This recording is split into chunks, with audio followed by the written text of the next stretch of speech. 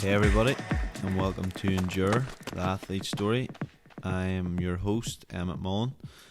This podcast is brought to you by EJX2 Coaching. I am a triathlon coach with a background in sports science, and I provide training plans for triathlon coaching and endurance coaching. I also provide lactate testing for anyone based in the northwest of Ireland.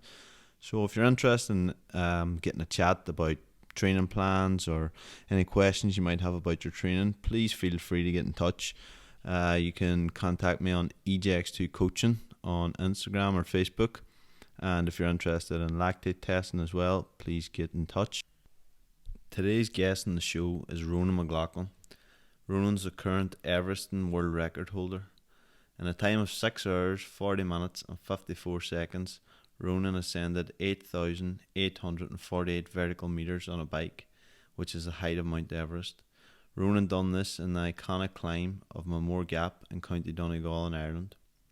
Ronan is also the Donegal 555 record holder, which is a 555 kilometre endurance race around the Wild Atlantic Way in Donegal in Ireland as well. Ronan's a former AMPOS professional rider who now works for cyclingtips.com as a tech writer. This was a great chat with Ronan, and it went on for over 90 minutes, so we're going to split it into two parts, and you're listening to part one at the moment. And part one, Ronan tells us about how he got into cycling, the challenges he faced as a young cyclist, and his journey to becoming a pro with AMPOS team. Ronan also touches on his testing and training methods leading into the Everesting world record. We dive much deeper into this, but in part two, which will be out on Friday the 16th of April. So stay tuned for that also. And for now, hope you enjoy part one. Let us know what you think. Leave a review. Enjoy.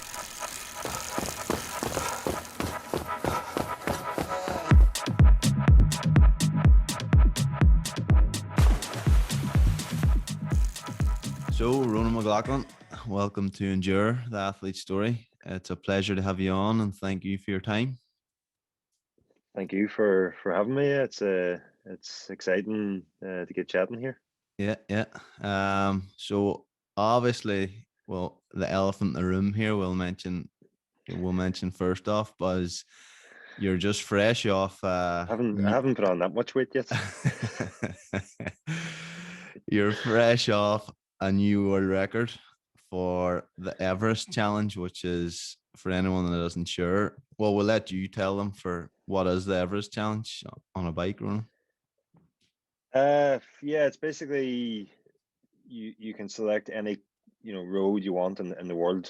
Obviously, it has to be uphill to start with, but you can select any road or any climb you want, and then you go up and down that single stretch of road enough times until you reach the cumulative height of Mount Everest.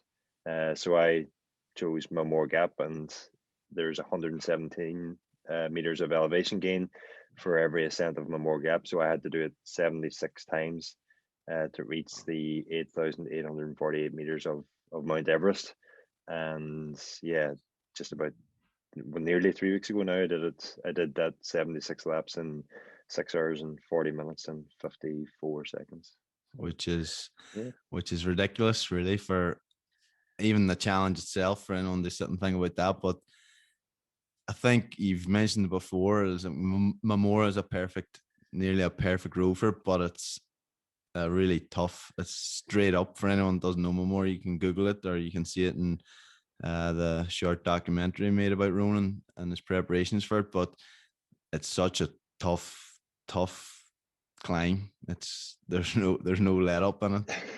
So yeah, and that's part of the reason, it is possibly one of the most ideal climbs on the planet for Everesting. And certainly there's a few riders around the world who've had the record and have been training for the record and planning to attempt the record and that. And they're all looking for a climb very similar or better than Mamore Gap, and we're just very lucky that it happens to be right on my doorstep. So that was, it is the ideal climb, but also quite significant to me is the fact that whenever I started cycling, I used to just cycle over to Mamore. I started And the first challenge was to try and cycle up Granya's Gap without having to get off and walk, and Mm-hmm. eventually did that. And I spent, I don't know, I think I used to go, the way I remember in my head was every day after school, but it was probably like once or twice a week after school. I would come home from school, get on the cycling kit, and try to get over Granya's Gap without having to walk. And it would take me 25 minutes to get from our house to the top of the climb and turn around and come home again. And then once I'd sort of, you know, completed that challenge and got over Granya's Gap a few times without having to get off and walk, I then sort of started looking at the weekends to go in a bit further, and heard about this place, Mamore Gap, and I was told it was the steepest road in Ireland. It's actually the other side of it that's reportedly the steepest road in Yeah. Ireland. But yeah, that doesn't take anything away from the straight side of it. That's also incredibly steep, 23-24% of the top. And yeah, so that became the challenge then, to try and get over that without having to get off and walk. And that took me a long time as well. And I remember, stopping at the bottom of it and taking everything off the bike that I could, taking off water bottles, taking off saddlebag, taking off, if I was wearing a jacket, just taking off the jacket and wearing just a jersey, trying to get as light as possible to get me over this climb. And yeah, I remember standing there sort of debating, should I take I think it was a mini disc player back then, but take the mini disc player for music to help encourage me over it, or should I just, is that extra weight that's going to stop me? But yeah, so eventually got up at once, and that was part of the, it's what made it special to use Mamore Gap for me as well. To go back now and do it 76 times is just it shows the progression that is possible.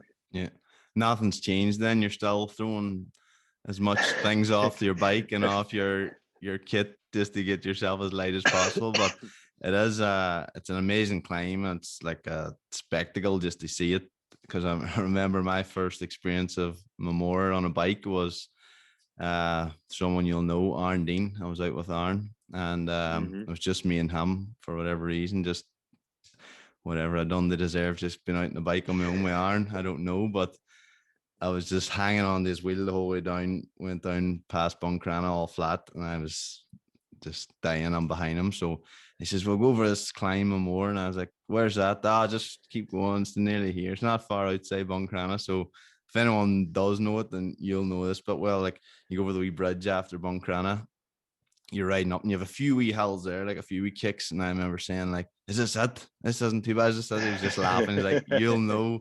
when you're on it. Like, and I think I've seen him again in Clonmany, the next town over, after You he left definitely, me.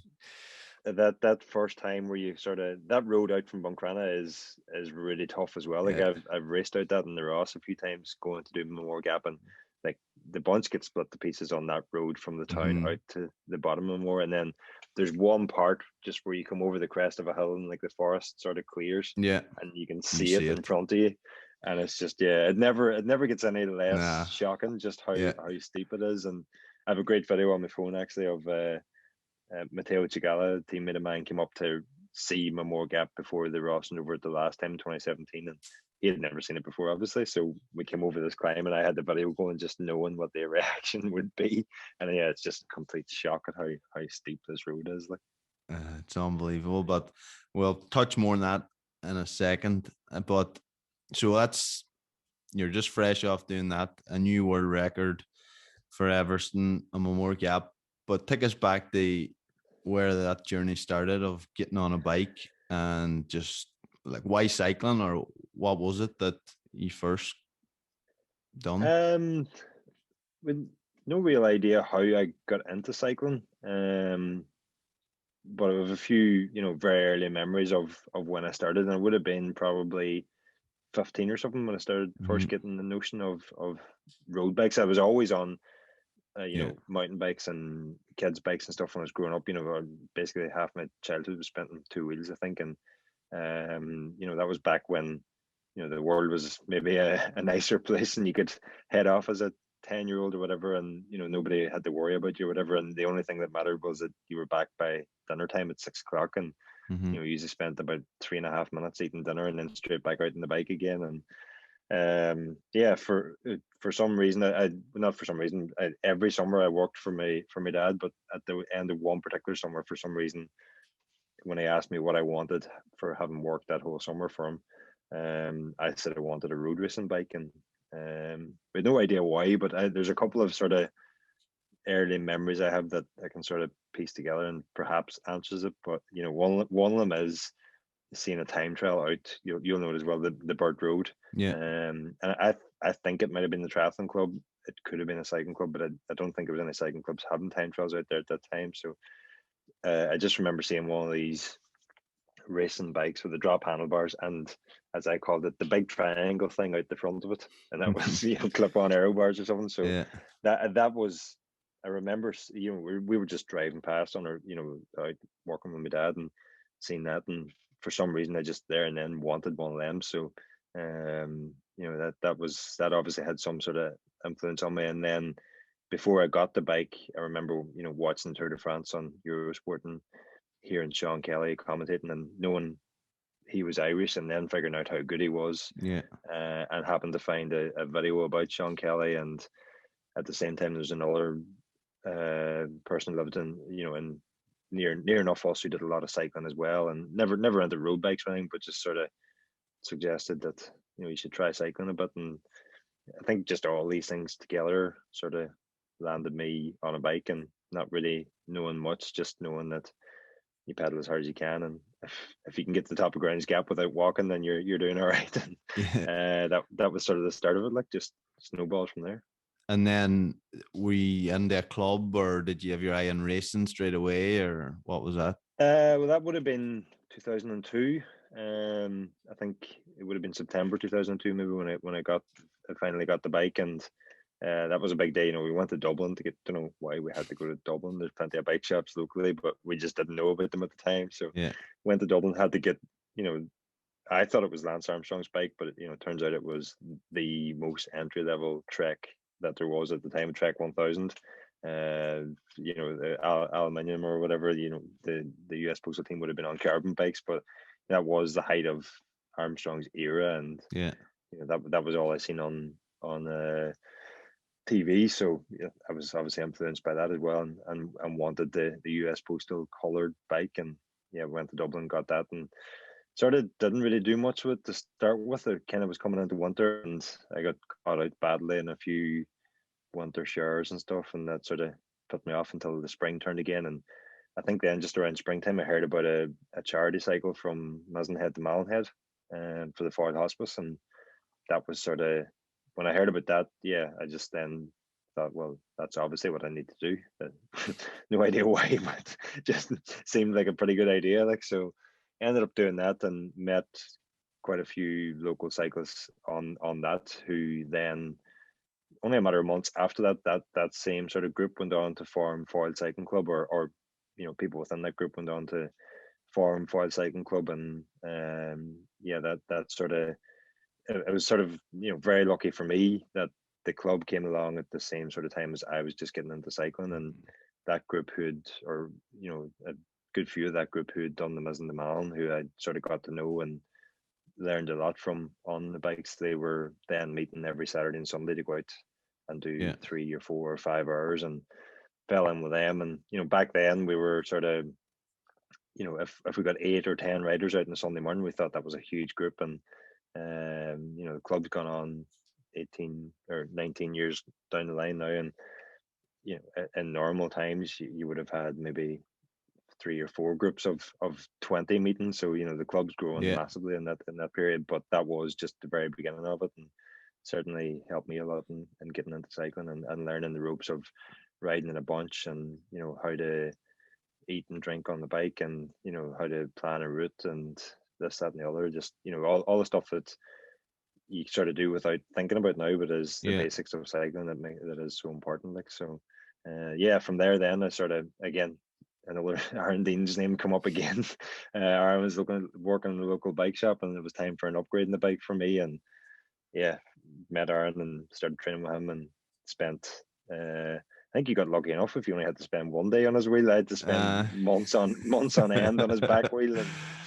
And that certainly toughened me up a bit, so it did. So from there just got into racing. And have you still got your first bike, the Trek? I do, yes. I still have I still have all the parts in the frame, but they're not assembled together, and It's they can't be assembled together because I sort of tried to do some maintenance on it before I understood how to maintain a bike. Surprisingly, it turns out you do not need a mallet and a hacksaw all to right. maintain your bike, but I thought at the time that you did. So Cycling mechanics 101. Do not use a hammer yeah, and a hacksaw. But do as I say, not as I do. it'll be it's probably the only Trek 1000 from that time that's probably held its money, or maybe it increased a bit now that it's a world record holder's first bike. So Well, I maybe. suppose it is salvageable, and at some point I'll have to go back and put it all together. Like, but when I do get it reassembled, I don't think it'd be worth any amount of money to sell. Like that's where the journey began. Like, and it's Uh-huh. probably not to get too deep or anything. Like, but my dad was always we got anything we needed when we were growing up. Like, but that's possibly one of the best things he ever bought me, given everything that's come out of it. Like, and Yeah. whole career and everything now. Like, so yeah, definitely that thing's invaluable to me anyway. High sentimental value. Definitely. But you mentioned there as well, it came around the spring and you heard about a Mizen Malin cycle, which for again anyone that's not too sure, it's the length of Ireland. Basically, Mizen is the very southerly point of Ireland, and Malin Head is the very northerly point of Ireland. And it's usually people get at their first bike or something and say, I want to try 30 miles or I want to try 50 miles sportive. You wanted to cycle the length of Ireland. So I think from day one, you had that mentality of pushing yourself and seeing how far you could push your body. And yeah, I've never actually realized how bonkers that was until you just mentioned it there. uh, I But don't yeah, think I I don't now think you realize how bonkers a lot of things that you do are on a bike uh, anyway. possibly not, but I do remember actually now when you just literally now when you said I've had flashbacks of like having to ring my mum to come and collect me, and I might only have been 15 miles from home, and if I remember right, that was only a matter of weeks before we were going to do the Mizen de Mal. Like, it was, yeah, definitely was the deep end like that I Yeah, jumped into. yeah. So it developed on. You obviously you went on the race for Ampost, but how? Tell us about that Mhm. that journey, that next jump up from starting your first few charity cycles to racing as a professional. Yeah, it was fairly rapid. So it was like it was almost like a bit of a roller coaster, and that was 2003. I did the Mizen de Malin. 2004. The ambition was to start racing, but I didn't really realize you could race every weekend pretty much if you wanted to. Mm-hmm. Especially back then, there would have been more races on the calendar. Um, and I think I did my first race in Moneymore and lasted about 3 mile, and then I did another race about a month later and went a bit better. And I might have only raced, 3 or 4 times that year, but each time I sort of did a bit better. And that was my first year junior. You get 2 years in the junior category, and that was my first year junior. And it was very, very sort of raw, I suppose, and didn't understand anything about bike racing or tactics or anything. I was just go as hard as you can for as long as you can. But really, really enjoyed it, and didn't do much racing that year. 2005 and second year junior, started doing a lot more racing, and figured out that there was a junior tour of Ireland and junior national championships and stuff like that, and um, heard about a track in Dublin, and went down to the track for a session, and overheard a few other guys saying that they were going to Belgium for a few weeks racing, and I thought that might be a good idea. So my dad picked me up and says, I want to go to Belgium next week.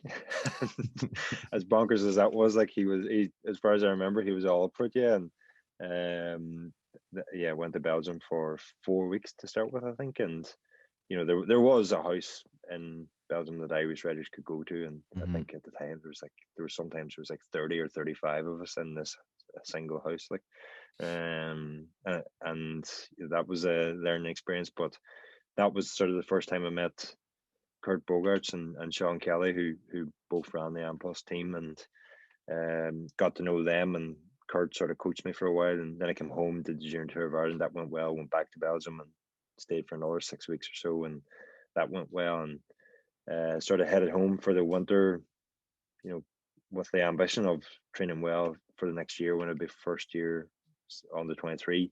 And probably did more drinking and socializing that winter than I did training, so that didn't really go to plan. But eventually got back to Belgium in 2006 for another month or two, and same again in 2007. And around the start of 2007, started training a lot with Philip Degnan, another one of Ireland's top pros of the last couple of decades. Yeah. And spent a lot of time in France training with Philip, and really, sort of began to knuckle down in 2007, and still had that sort of communication and with Kurt. And at the end of that year, Ampos came in to sponsor the team, and Kurt sort of, it's not to put it too bluntly, it's not a surprise when I say that he needed Irish riders, Yeah. and I was an Irish rider who was willing to go abroad. So I maybe got the opportunity, or definitely got the opportunity, before I was perhaps ready for it. Mm-hmm.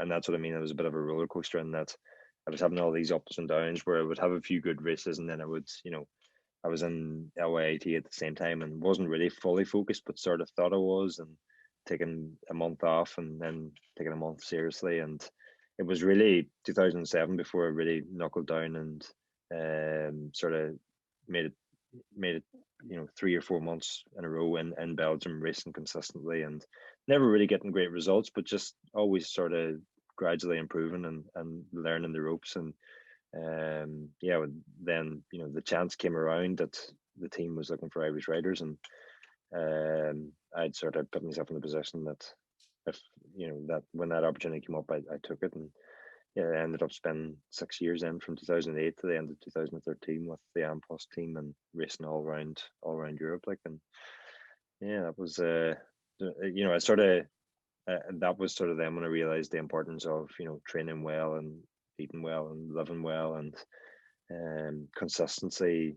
The importance of consistency rather than just sporadically putting the head down for a while and then losing the plot for a while. And Yeah. but I suppose that comes with age as well. Yeah, and experience, and obviously now as a coach yourself, you probably look back and see where you could have been more consistent, or just sort of what advice would you give to someone like in your position then? What's the main thing you would say to them if they were like you were, just kind of be coming and going from it? Well, I would say, you sort of, it'd be easier for me to say now, I would, as given what I know now, I would do this instead, or I would do that instead. But I'm only where I am now because of what I've learned and what I've done for the last 34 years. So change any one small part of that, and you probably change the whole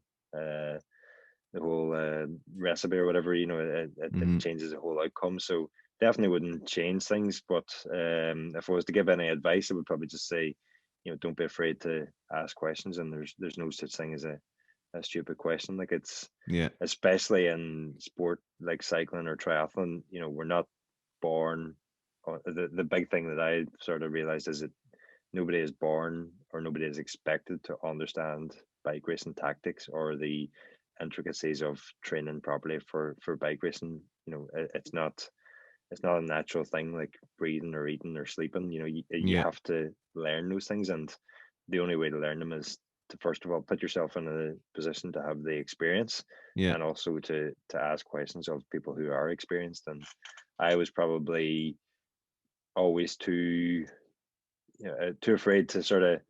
There's an old saying: you're better to keep your mouth shut and appear stupid rather than open it and remove all doubt, or something to that effect. And I maybe took that too literally, and that I was definitely in a team that was above the level I was at the time, and I think I was just a bit overly conscious of that. And I wanted to come across as being more experienced and more perhaps deserving than I was, and that was probably to my own detriment. And that had I just asked the questions that I didn't ask questions about the part of the sports that I didn't understand, I probably would have gained the experience a lot quicker than I did do Yeah. ultimately. And eventually you get there, but it just slows down your progress a bit. And Yeah.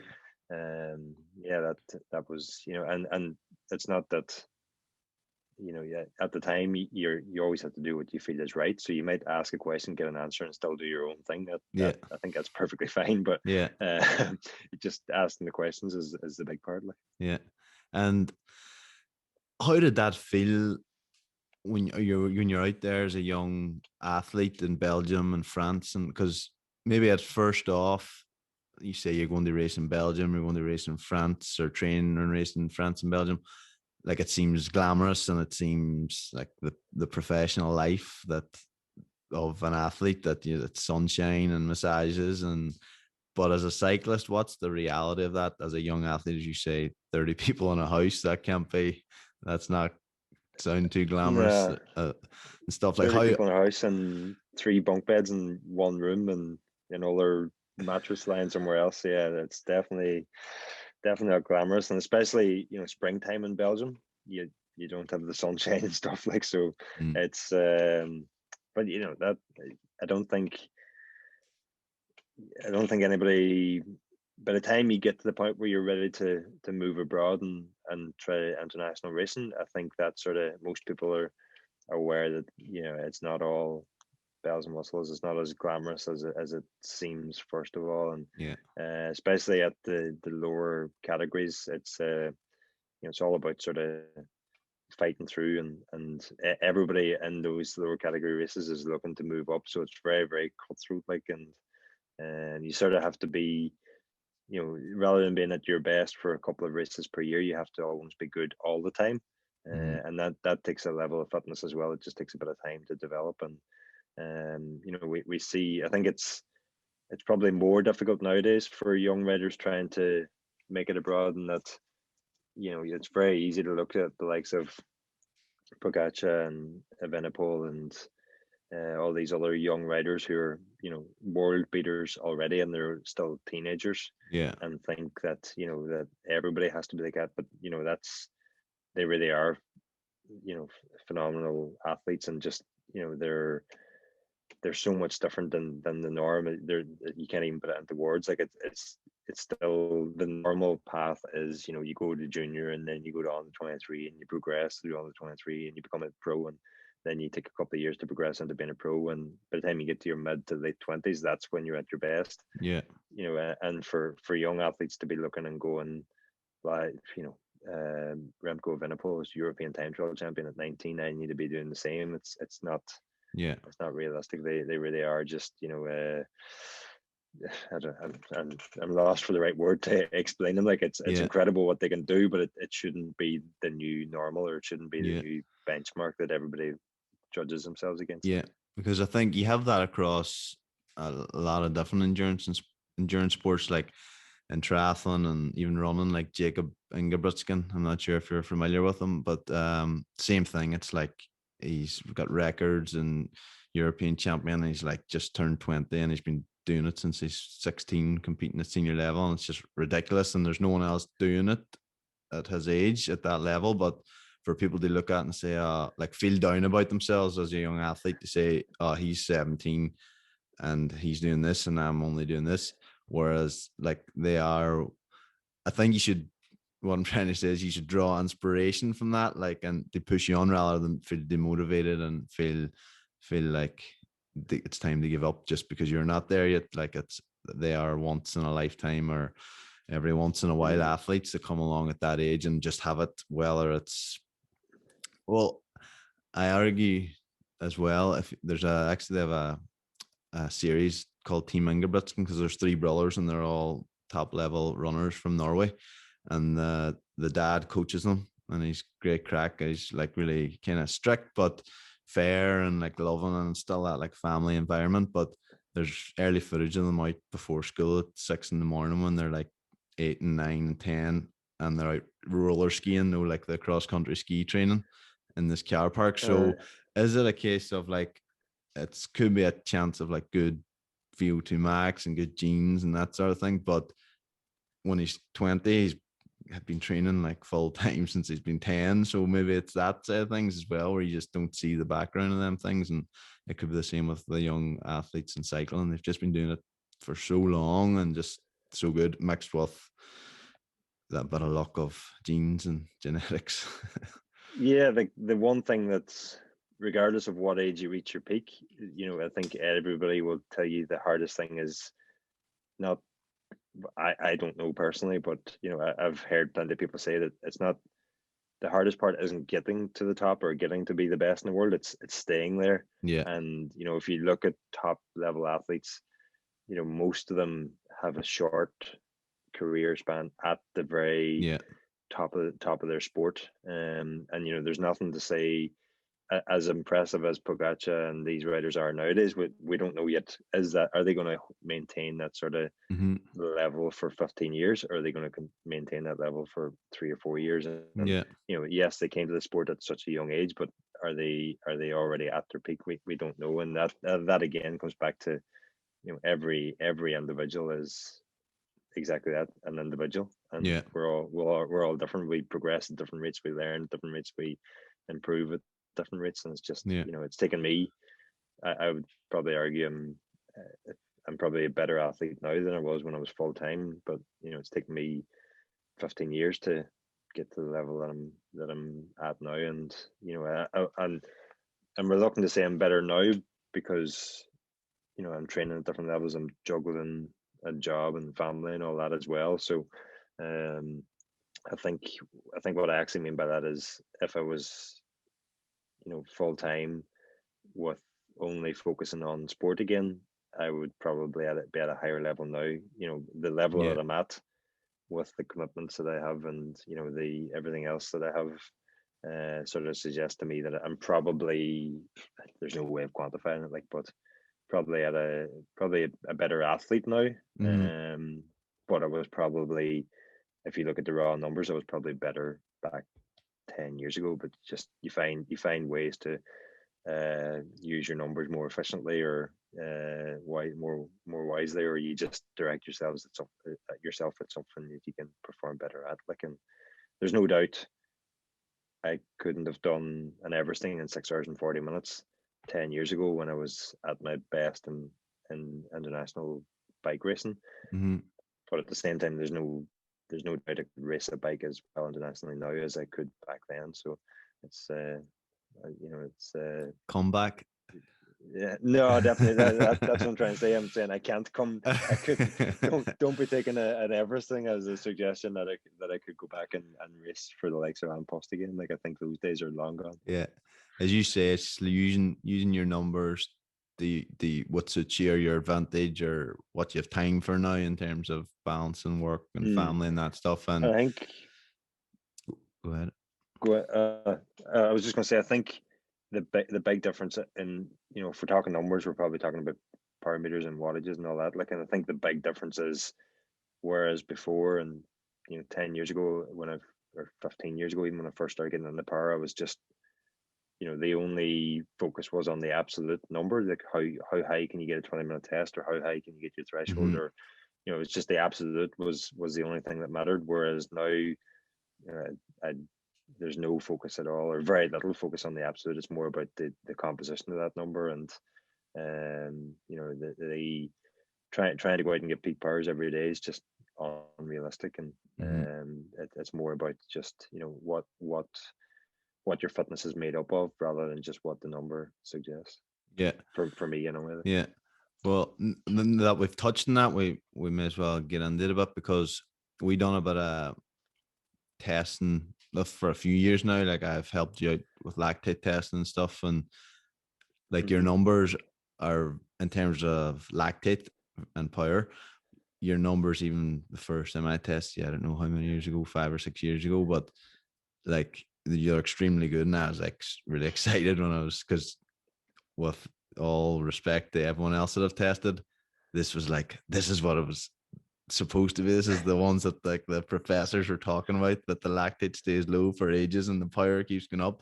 And like, your numbers were really good. And I was like, when I tested, like, this boy's fit, like proper fitness, like low lactate, power going up, Mm-hmm. heart rate not going up much, looking at you, asking how you feel, and you're like, good. And it's like 300 watts. And it's like, anyone else I've done this, the bike's blowing up and they're blowing up. And you're just like, it was just true fitness. And you're obviously lean and light. And I was like, no wonder he's so good. Because like you see like Strava or you see, the time trial or something. It's like, how is he doing that? Or when with anyone that's at that kind of level of that you are cycling a bike, it's like, how are they doing it? Because like for me to comprehend it, it'd be like that's just going as hard as I possibly could, and I could do it for maybe 1 minute, and you're holding it for whatever the distance is. But then when I tested you and see your numbers that way, it's like, right, it's for him Makes to hold sense. 300 watts. It's not that. It's like me holding 180 watts. It's not that big of a deal for him. So it was really insightful, and I remember testing you before it might have been the first time you done 555, wasn't the 555. It was just like, and I don't know if I recommend this, but I listened to you. It was only like 5 days before you done the test, and then you done the 555. But yeah, so then again, for the first time you mentioned Everesting to me, we went and done like it? you Mm-hmm. wanted to do your own formula of testing of the inside testing you use, and we done Mm-hmm. it on this freezing day, raining up a hill, and That was a mistake. I think you were On my behalf, virgin I mean. hypothermia. You were getting it tight that side. Never mind the pushing the bike, but Mm-hmm. so that was the first time I like heard about Everesting, and even the way earlier you were saying about doing it more, I was saying, oh, why don't you do like a nice loop and it'll be easier mentally? You're like, nah, it's not about that. You're not allowed to do it like that. I was thinking, just how could you enjoy doing that? But could I tell us about what other ways? So, like as you say, all the numbers and in harmony. Like you look at everything to make yourself a better athlete. What sort of things were you doing training wise and physiology wise leading into the Everest attempts? Yeah, and it's funny that you say that that first test was. I think it was like, if I remember right, that was like a Tuesday or something, and the Yeah. 555 or 555 kilometer ultra endurance race, for anybody that doesn't know it, was on the Friday morning, and then that test that we did last summer was, I think, again, I, I think that was just about a week before the first Everesting, Mm. I'm sorry. and then I'm going to throw on. I'm just remembering we tested the first time before the Donegal 555 on a Tuesday, and you done a 10 mile time trial out the Muff mhm. Road on a Wednesday. Yeah, So and then did the 555 on the Friday. yeah, Keep the motor ticking over, you know. that's it. You don't want the Priming engine cooling down. priming the body. Just sorry. Go ahead. So then at But the then, Everest. yeah, for this record, Virgin on 3 weeks ago. So this day, 3 weeks ago, I did another. So I did the power performance decoder version of the inside testing. So I didn't have to do the lactate Yeah. numbers or take the lactate testing. I was basically using a power curve, and that sort of contradicts what I was saying earlier about the absolute number. But it's a way of doing that test that you do a 3 minute, a 6 minute, and a 12 minute effort, and you're basically just feeding the model the data it needs to work out your yeah, just to do that test. So I did that on the Saturday, with the plan to do the everything on the following Thursday, and literally got home, finished the test. It's a 2.5 hour ride to do the full test. Finished it, absolutely gassed. Checked the weather forecast again for the following Thursday, and it completely changed while I was out on the road. And the only day that was going to work was like 3 days later on the Tuesday. So we were back to that same scenario, testing 3 days before the event, which definitely is not ideal. But the reason I sort of like to do it so close to the event is because I can work out then my pacing and the Yeah. fueling and nutrition and everything from the data, and it's and every rider and every parameter is probably 1 or 2% variation every single day you go out, and the rider could be up 2%, the parameter could be down 2%, or vice versa, or they both could be up or they both could be down. And So it's really just a best indicator. It's not, you can't use it as gospel. You still go into the event with a bit of freedom to sort of ride off field, or at least I let myself have a bit of freedom to ride off field. But it's just nice to have an indicator of where you're at. And so I did that version of the test on Christmas week, which was when I started building towards this latest attempt, and then used that data to, basically what I was focusing on was developing my aerobic engine as much as possible, and decreasing my glycolytic capacity, or my lactate production, basically, as much as possible, and working on strength endurance. So I was using Zwift actually quite a lot, and yes, it was because the weather was a bit crappy, but also because it was just giving me such sort of freedom to really dial in the training, and especially for, I did a lot of work at tempo, a lot of work at just below threshold, and sort of building that aerobic engine that way, and trying to increase my anaerobic threshold, and did that for probably 2 months. I was doing a lot of Alp to Zwift, doing a lot of Ventoux on Zwift, and just literally riding at 50 RPM for an hour, taking 5 minutes recovery and riding 50 RPM for another hour. And when I do Ventoux, it takes an hour to ride up that. So I was like doing an hour at, I think the last time I did it, which was sort of an indicator that I was ready to go, it was an hour at, I would need to double check, but if I remember right, the first climb was an hour and I averaged 360. And then I had 10, 15 minutes of recovery on the descent, and did the climb immediately again, and averaged 350 or something for the second hour. So I basically done 2.5 hours with 2 hours of it at 350 watts. So it's like, yeah, I'm probably ready to go here at this stage. Yeah. But that's just, it's not rocket science when you're preparing for an endurance event like that. It's just develop the aerobic engine as much as you can. And once I'd worked on that sort of below threshold work as much as I could, then I sort of turned to lactate tolerance work, a bit of over under threshold work, and a bit of VO2 work, just to keep the top, not the top end for attacking and that, but just Yeah. to keep my VO2 topped up. And basically when I did that test 3 days before the last Everesting, yeah, I'd focus on trying to get my VO2 up, and my anaerobic threshold up, and both of those were up significantly compared to the test at Christmas.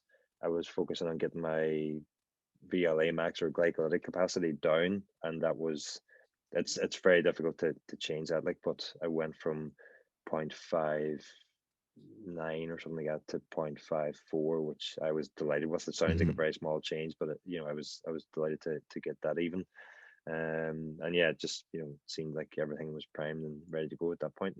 And it was just a case of going 3 days later rather than going 5 days later like I'd planned. And yeah, that was basically the whole philosophy behind the training. Like, Yeah. as I said, it wasn't rocket science. It was just building up the power that I could sustain, building up the strength through big geared efforts for a long time. And yeah, that was kind of it. Yeah. You seem to really be in tune with like your body. They know what works for you. And like there, as you just said, you had a very clear plan of how you would do it. And you're obviously very well clued in and using the testing methods, and like even the way you're talking there, your VLA max, your VO2 max, things were specific to you for this event. And obviously with the time you done, you that worked for you. So as we were saying earlier, now you know how to use your strengths and how to improve your weaknesses for the event you're doing, and that obviously worked really well for you. Yeah, and that again only comes through experience, like years of getting it wrong. I've sort of learned now. I know the warning signs that my body can give me, and what's working, what's not working. And I know personally that I can spend hours on end just below threshold, and that that works for me, and I actually really, really enjoy that type of training. And Yeah. if you do it outdoors, especially, you're going Yeah. pretty damn fast if you're riding like that. Like, and last summer, especially when I was training for the Everest, I was going out with like aero overshoes and race suits and aero helmets and deep section wheels and all, just to ride tempo rides, because you're absolutely motoring on the road, like, and it's just such a good feeling, like. Yeah. And there was no racing to do, so we may as well Yeah. put the kit to use, like. So but yeah, I know myself as well that if I go above, well, it's hard to say exactly, because for a long time I didn't train maybe as my body would have responded best to, but I knew that anytime I went above 125, 130 CTL, then I started to break down, and it was all right if I went up above that in a stage race and came out of it and recovered. But if I trained myself up to that level and then tried to race, the racing just killed me, rather than being at a lower level from training, going into a stage race, and then the stage race lifting my fitness and lifting my form. Mm-hmm. It was, that's the ideal way you want it to work. But I knew for that to work for me, I had to be like 100 or 110 CDL. If I went in at 120 or 130 and came out at 150, then I was absolutely screwed. Like, for a long time, I wasn't able to sustain it. You hear of some riders being at 150 and then going into stage race, and you're like, yeah, that doesn't work for me. But Yeah. it works for them, just well, it doesn't work for me. So I was sort of, that was part of the reason for, I could tell from the sort of the I've lost the word now, the sensations I was getting on the bike, that I was moving really well. I was in really good condition. I knew to look at myself that I was in good shape as well for the Everesting. Mm-hmm. But I knew as well that I was getting very, very close to the age, and if I kept pushing it for another 2-3 weeks, hoping to find the perfect day, chances are I would have overcooked it, or not overcooked it. I would have, if I kept training that way, I would have overcooked it. Or if I backed off, I would have maybe lost the fitness and had to, take a step Yeah. back and completely build You up go again. again. In terms of, mental energy, I was at the end of my I was at my capacity for that as well. It had been a long 3 months, and a lot of my training has to be done early in the morning or crammed in during lunchtime, like. So Yeah. all those things, I looked at that day in March. I knew that I hadn't tapered perfectly. I done a pretty hard session on Monday. It would have been Monday the 15th of March. It was only 2 hours or so, but I did two fairly hard blocks. Within, I did 20 minutes at 376 watts, and then 5 minutes, 10 minutes easy, and then another 20 minutes at 370 watts. And then I took Tuesday easy, and Wednesday was St. Patrick's Day, and there's a climb near here that I wanted to test for Everesting as well, and it just happened to be that St. Patrick's Day was a really good day, ideal conditions for that climb. Yeah. And I thought, well, let's go and do a half Everesting. So I did a half Everesting on St. Patrick's Day. 3 days after, or 3 days after that, I did the testing, and then 3 days after that, I was thinking, well, maybe that's the day for the full Everesting, and I was like, this is not a good taper. I've definitely backed off from what I was doing 2 weeks ago, Yeah. but it's not the perfect taper. And the end up, I said, well, here, look, if I don't go and do it on next week, I'm going to have to go out and do a big hard training day anyway, and I'm sort of not really mentally in the place to do another big block of training. I may as well go start the Everesting. If it works out, it works out. And I'm so glad now that I did. Obviously because I got the record, but also because we're now 3 weeks on, and I've been sort of keeping a half an eye on the forecast apps, and there hasn't been a day terrible. Yeah. prime for everything on Mamore Gap since. Yeah. So that's just another. It's the same scenario for all three Everestings I've done. It's been a last minute decision based on the weather conditions, thinking everything's not ideal, but you sort of just have to put your front wheel on the start line and go, and you make your own luck. I got lucky; it worked out all three times. Mm-hmm.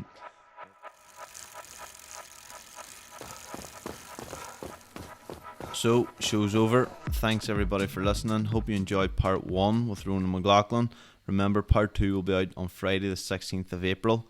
If you did enjoy the show, please leave a review. It means a lot. It allows people to find the show easier and more people to listen, and it'll only take a few seconds of your time. On Friday, in part 2, Ronan tells us more about his preparations physically and mentally, and how his choice of gear, his bike, his equipment all played a major factor, and it's a really interesting topic, so you don't want to miss it. So thanks very much for listening.